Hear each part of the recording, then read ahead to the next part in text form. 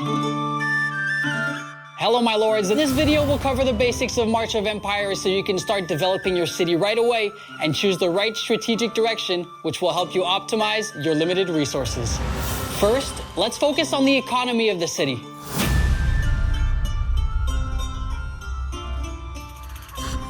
You should increase your resource generation early on by building different types of resource buildings outside your city. If you want to expand quickly, then you should build at least 3 or 4 buildings for each type of resource so you can get your economic engine going. You need enough food income to feed your increasing army and stone, wood and iron to build and upgrade any building inside your city.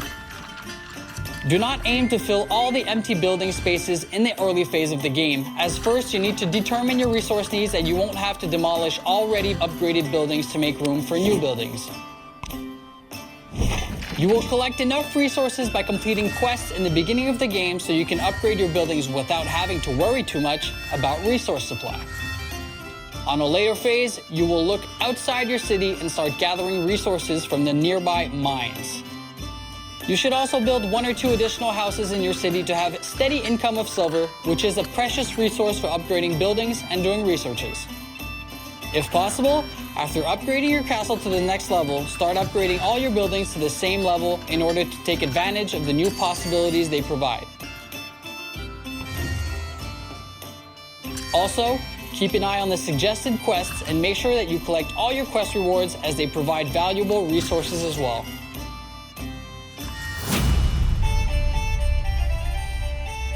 After you locked in your economic strategy, do not forget to develop your military power, as after your castle reaches level 7, you can be attacked from other players. It's really important to have several barracks so you can train big numbers of troops simultaneously. 3 or 4 of them should be enough for a start. For each tier of units, you have 5 types of troops available: swordsmen, spearmen, mounted, ranged, and siege. All of them are excellent, but specialize in different aspects of the combat. If you want to have a balanced mix of all-round good units, then train swordsmen, ranged, and siege. Swordsmen are very versatile and they are useful in almost all situations, so you may want to have lots of them. A good strategy in the early phase of the game is training a big number of units with high load capacity like swordsmen and siege, as you will need them when mining for resources outside your city.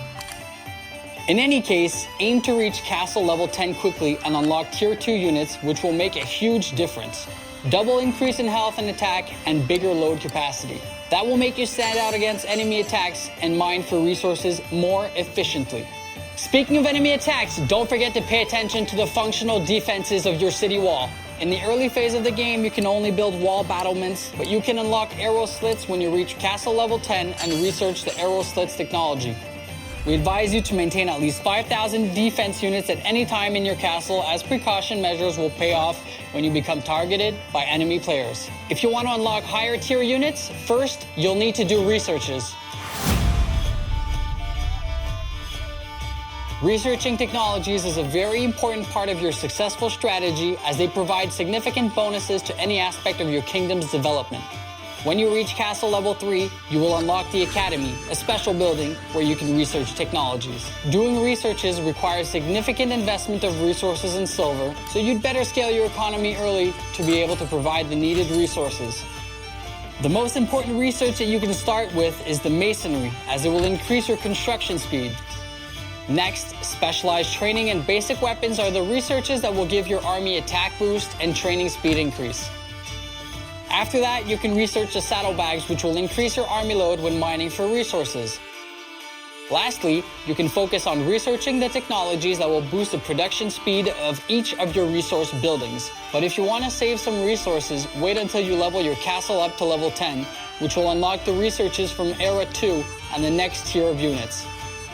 You can increase your research speed by assigning points to the basic research skill in the progress tree of your champion.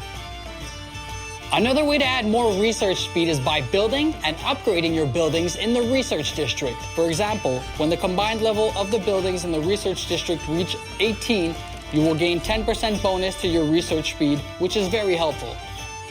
Finally, whatever you do, do not forget to activate your Peace Shield to protect you from the devastating attacks of your opponents while you are not playing the game. Well, so far we covered all the basics you need to start your new adventure in March of Empires. I hope you find these tips useful, and you can always check out this channel for more strategy tips. See you on the battlefield.